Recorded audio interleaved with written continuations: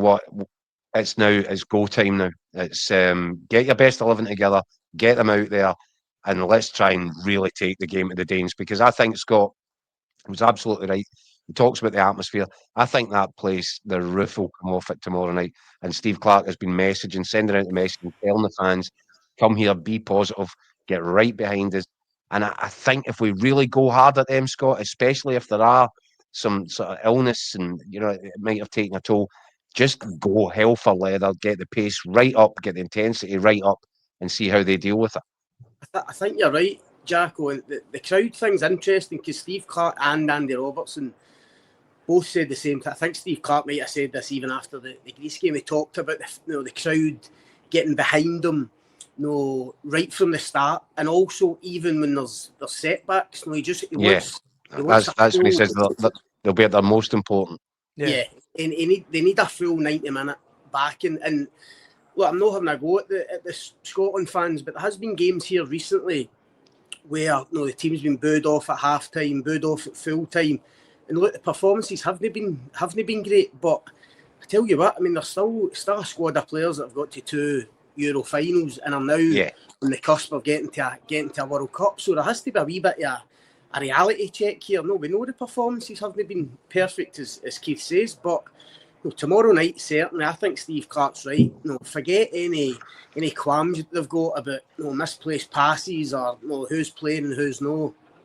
Just get behind them for the off, because I genuinely think, I don't think Denmark are that great a side. And as Jacko says, if the roof comes off this place and Hampden's rocking right for the off, then I'd love to think that they could blow Denmark away, just for the whole occasion. Especially as I say, they're not just struggling physically with the sickness bug. I think this Danish team will be struggling a bit psychologically, just trying to recover for that blow after the weekend. I agree. Because, I mean, they would have went into that game so confident of getting the job done. They go 1-0 up.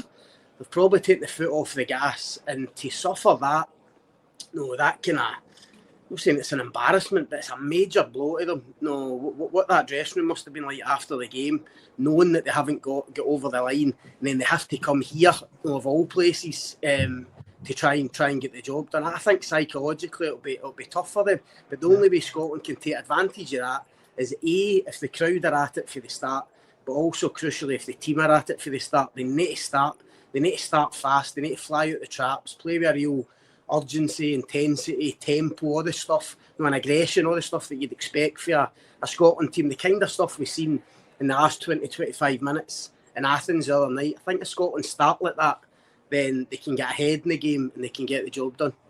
Obviously, Scott, you're seeing the Danes.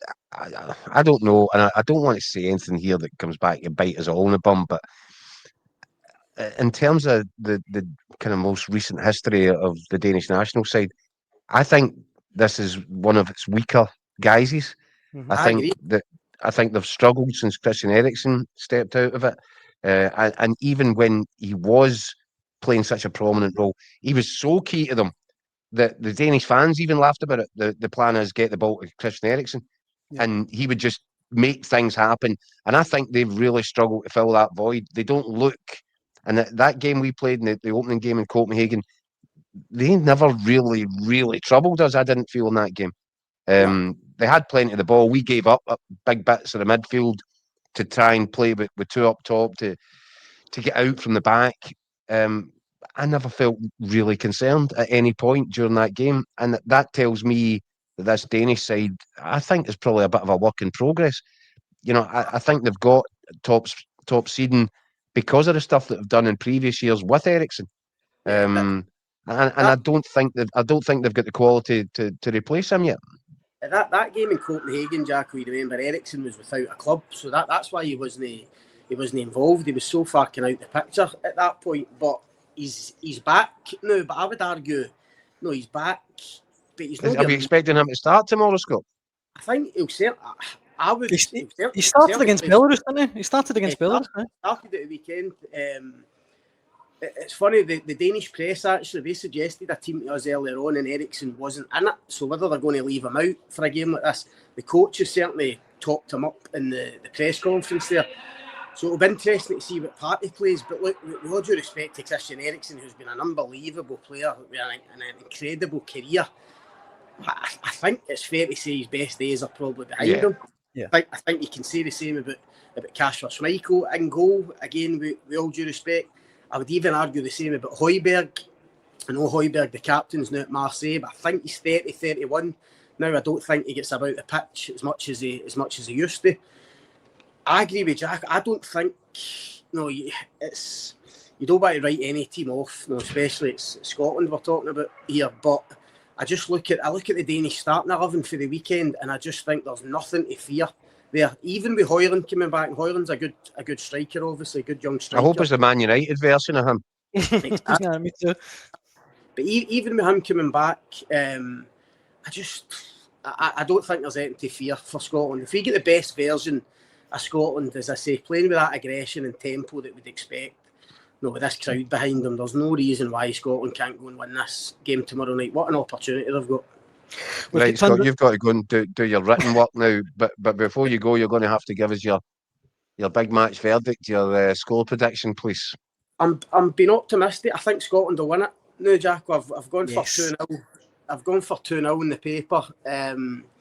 As I say, I'm really optimistic. Listen, there is part of me, we've talked about it the last couple of days, there is part of me thinks it just feels like it's written in the stars. I mean, that experience on Saturday night we had in Athens, when you're 3-0 down, you think it's all over, and suddenly you're back in it. I mean, that tells you that something special's happening. And as I say, I just think the crowd will be a huge factor. I'm not sure how the Danes will react after the weekend. I think we'll go and get the job done.